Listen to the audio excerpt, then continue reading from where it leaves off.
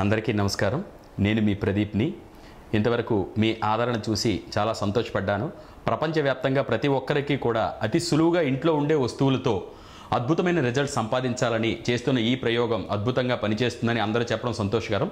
అయితే గవ్వపలుకు సాంబ్రాణి అలాగే మన ఎండి ఖర్జూరంతో తయారు చేసినటువంటి వెన్నునొప్పి మాత్రలతో పాటు ఒక 3 యోగాసనాలు కూడా మీకు చెప్పడం జరిగింది. మరి ఆ 3 యోగాసనాలు ఏ విధంగా వెయ్యాలి అనేది చూపించాలనే ఒక చిన్న ప్రయత్నం కోసం ఇప్పుడు ఈ వీడియో చేయడం జరుగుతుంది. మన ఊష్ట్రాసనము అలాగే ధనురాసనము అలాగే భుజంగాసనము ఈ 3 ఆసనాలు ఏ విధంగా చేయాలో చూపించడానికి మనకిప్పుడు యోగ శిక్షకులు వరప్రసాద్ గారు ఉన్నారు. Please sir, welcome. మరి ఇతను ఈ 3 కూడా మనకి చేసి చూపిస్తారు. అయితే ఈయన ఆంధ్ర యూనివర్సిటీ విశాఖపట్నంలో యోగా విలేజ్ నుంచి సర్టిఫికేట్ కూడా తీసుకోవడం జరిగింది. అలాగే దేశ విదేశాల్లో ఎన్నో అద్భుతమైన యోగా సెక్షన్లో ప్రారంభించారు. అలాగే పార్టిసిపేట్ కూడా చేశారు. ఇప్పుడు మనకి చూపించబోతున్నారు. ముందుగా మనకి ఊష్ట్రాసన్ ఏ విధంగా చేయాలో చూపిస్తారు.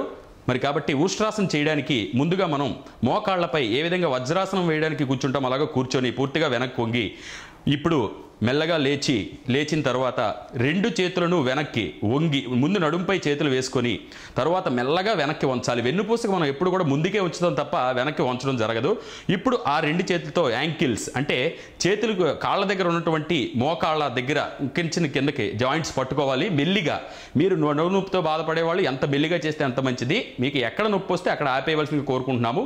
ఒక 10 సెకండ్లు ఉన్న తర్వాత మళ్ళీ మెల్లిగా రిలాక్స్ అవుతూ ముందుకి లేచి నడుమును పట్టుకోవాలి.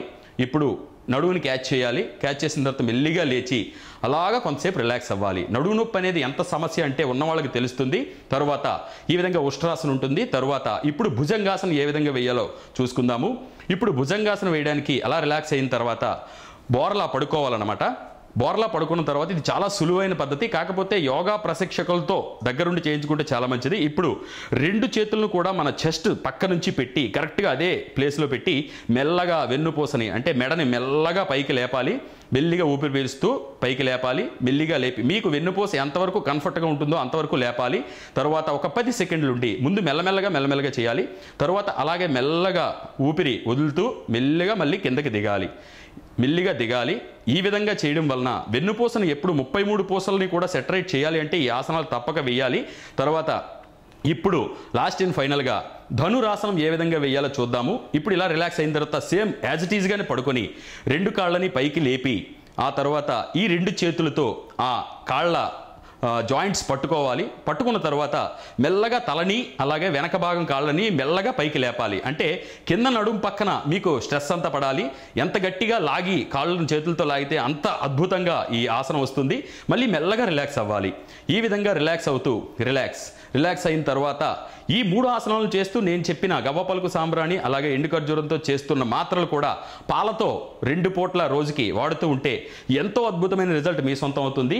మరి కాబట్టి ఈ విధంగా చేసినటువంటి ఈ ఆసనాలను కూడా మీరు చూశారు. వీటిని చేస్తూ అలాగే మనం ఇస్తున్నటువంటి లేదా మీరు చేసుకుంటున్నటువంటి నడుము నొప్పి మాత్రలను వాడుతూ అత్యంత సులువుగా మీరు నడుము నొప్పి నుంచి బయటపడాలి. అయితే ఇంకొక విషయం, మనకున్నటువంటి 33 పూసలలో జిగురును నింపే ఈ గవ్వపలుకు సాంబ్రాణి లేదంటే దీన్ని అద్భుతంగా కూడా ఎన్నో పేర్లతో పిలుస్తూ ఉంటారు. నేను మీకు వీడియోస్ చూపించాను, ఫొటోస్ కూడా చూపించాను.